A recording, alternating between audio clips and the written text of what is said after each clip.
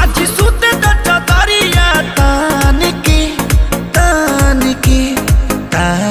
के टूट जाए राजा जी, टूट जाए राजा जी पलंग सागवान के, टूट जाए राजा जी पलंग सागवान के।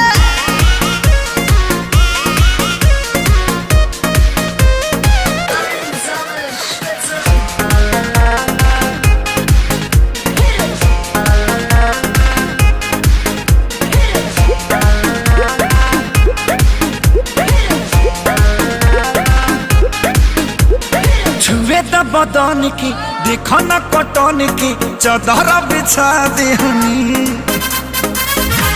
पलम जी मन पिघला दे